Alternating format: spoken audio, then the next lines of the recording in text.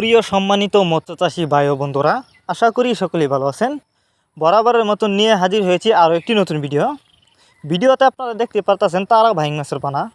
Viewers, এই মাছগুলো কিন্তু নদী থেকে আমরা সংগ্রহ করেছি। আপনারা যারা উন্নত মানের তারা ভাইং মাছের পানা চাষ করতে আগ্রহী এবং বড় সাইজের পানা খুঁজছেন, তাদের জন্যই আমাদের আজকের ভিডিও।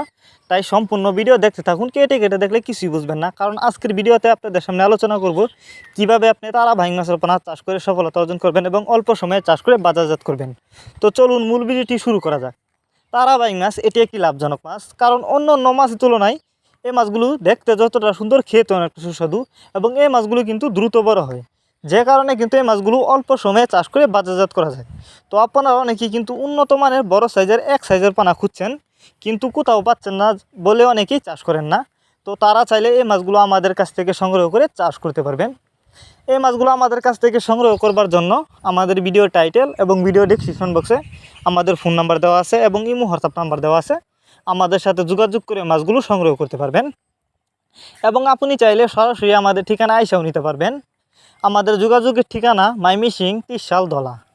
আমরা বাংলা কাপ জাতীয় মাছ থেকে শুরু করে ক্যাটফি জাতীয় মাছের চারা ও রেণুপানা যত্ন সহকারে সারা বাংলাদেশে হোম ডেলিভারি করে থাকি।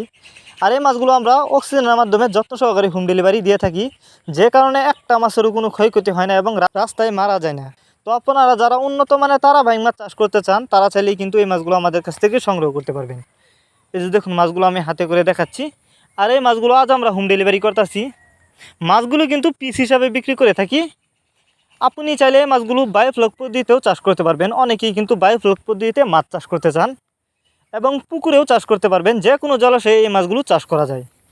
দেখুন মাছগুলোর সাইজ, কোনো ভাইরাস নেই, 100% ভাইরাস মুক্ত তারা ভাইং মাছ। এই মাছগুলো কিন্তু একটা সময় খাল, বিল, নদী নালায় দেখা গেলেও এখন কিন্তু বর্তমানে এই মাছগুলো হ্যাচারিতে উৎপাদন করা হয়, আপনারা অনেকেই জানেন। ভিউয়ার্স, এই ছিল আমাদের আজকের ভিডিওটি ভালো লাগলে লাইক করবেন। মাছ চাষ সম্পর্কে এরকম নিত্য নতুন ভিডিও পেতে আমাদের ইউটিউব চ্যানেলটি সাবস্ক্রাইব করবেন। ধন্যবাদ।